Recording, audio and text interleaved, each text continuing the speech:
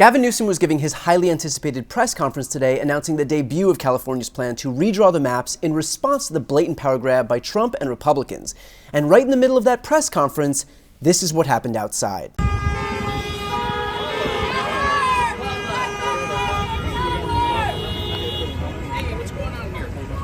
Now we're here making Los Angeles a safer place since we won't have politicians. We do that ourselves. So that's what we're here today. Now, I should note first and foremost that I am here at the press conference in Los Angeles right now. That's why I'm not in my regular studio. The location is not a high traffic area and certainly not one that would warrant any activity by ICE. But of course, they didn't come for a legitimate reason. They came to do what Trump's law enforcement agencies always do, which is to intimidate. Donald Trump is broadcasting that he wants to be a dictator and will use the power of the state to suppress any dissent, chill free speech, and cow his enemies into submission. This ICE presence is one more instance of exactly that, textbook authoritarianism. Newsom was in the middle of his press conference, but knew what was happening outside, prompting this response. Where are we? At Democracy Center. And right outside, at this exact moment, are dozens and dozens of ICE agents. Donald Trump, you think it's coincidental? No. Donald Trump and his minions, Tom Homan, tough guy, clearly decided, coincidentally or not, that this was a location to advance ICE arrests. Indiscriminate? Perhaps. We'll find out later. It was certainly indiscriminate when a 15-year-old disabled boy had a gun put to his head in Los Angeles trying to go to school just a few days ago.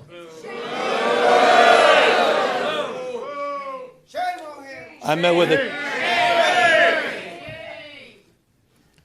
I don't need to belabor this, except I want to level set. People are scared. People are fearful. They know what Donald Trump knows. He's going to lose the midterms. He knows de facto his presidency ends in 17 months when Speaker Jeffries is back in office. He knows it. Why else? Why else would you try to rig the system? Why else would you make the phone call? He's a failed president. Who else sends ICE same time having a conversation like this? Someone who's weak. Someone who's broken. Someone whose weakness is masquerading as strength. The most unpopular president in modern history. An economy that's collapsing all around him. You saw the new wholesale prices going up almost a full percentage point today. Inflation is going up. Job creation is going down. He's trying to rewrite history, Smithsonian, censoring historical facts. And in the spirit of what Adam Schiff said, he's trying to put America in reverse on voting rights, civil rights, LGBTQ rights, on women's rights. He wants to bring us back to a pre-1960s world. That's what this is all about. It's about power. And frankly, if anybody knows about Trump's shows of force, it's Newsom, because California, and Los Angeles specifically, where I live, have frequently been the location of Trump's displays of intimidation. Here's MacArthur Park in LA.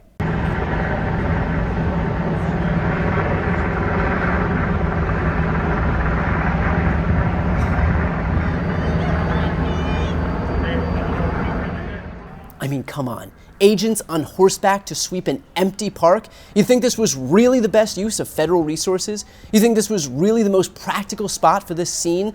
Of course not. But the goal wasn't practicality. It wasn't a legitimate exercise. It was a message intended to show the brute force of the federal government. And the craziest part? This is happening at the hands of the party of small government, the party that spent my entire lifetime demanding that the Second Amendment was absolutely necessary because you never know when a tyrannical government might try to overpower us. And now, those same people are ushering in that exact phenomenon. The same people who pretended to be so afraid of tyrants have themselves become the tyrants. I gotta ask too, how many of these Republicans who are doing Trump apologia right now as he turns the U.S. into Russia would be okay with all of this if Joe Biden or Barack Obama did it? If Biden or Obama sent troops to Ohio or Tennessee or Missouri, all of which have cities with higher per capita crime rates than Los Angeles and Washington, D.C., where the military was deployed. I brought that point up while debating Geraldo Rivera on News Nation. Yeah, How is it that we can't stop our own citizens from killing each other? A river of blood runs through this, the national parks and all the rest. Geraldo, it was such a pressing issue that Donald Trump found it necessary to first figure out how to put up a flagpole on the White House grounds, to lay the plans for a $200 million ballroom, to host a bunch of crypto dinners, to release a cell phone plan and a crypto coin. All of those things were more pressing than the crime that was apparently so out of control in D.C. that we needed federal troops to be stationed there. That's the first thing. And the second thing is we have higher per capita crime rates, violent crime rates in cities like Little Rock, St. Louis, Memphis, Cleveland, Toledo. But of course, these are all red states, and so Donald Trump won't deploy the military there. But again, for the umpteenth time, this is not about crime. It's not about making our streets safer. If it was, they would start with the places where crime was worst, but they didn't. This was about displays of raw power and brute force. Trump wants to feel strong to compensate for the fact that his presidency is a graveyard of broken promises and failed policies. Prices are surging, the economy is stagnant, inflation is rising, the Epstein files are not coming out, healthcare is being cut, and the U.S. is being alienated on the world stage.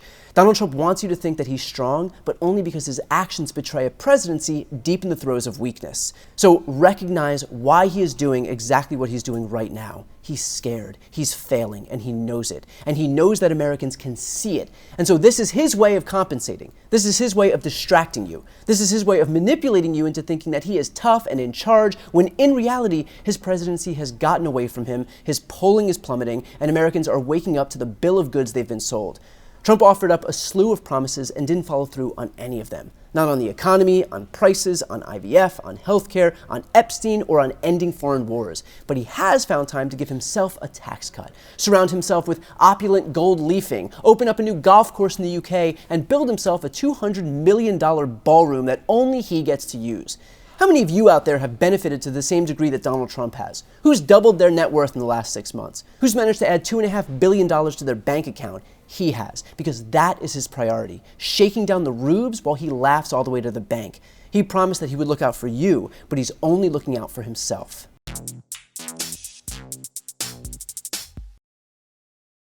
Before you go, if you enjoyed this content and you want to see more and support independent media, please subscribe to this channel. The subscribe button will be right here on the screen. But second, the reality is that we are now in a political environment where this administration can lean on any of the social media platforms to suppress certain voices if they don't like critical coverage. That means my longevity here is in the hands of a few tech billionaires who are already making it clear that they are willing to cater to this administration. To that end, signing up for my newsletter is a way for me to reach you directly if that ever becomes necessary. I'll put the link right here on the screen as well, so please sign up. It's free, but there's also an option to do a paid subscription if you'd like to support me and my team. I really appreciate it. Thanks so much for watching.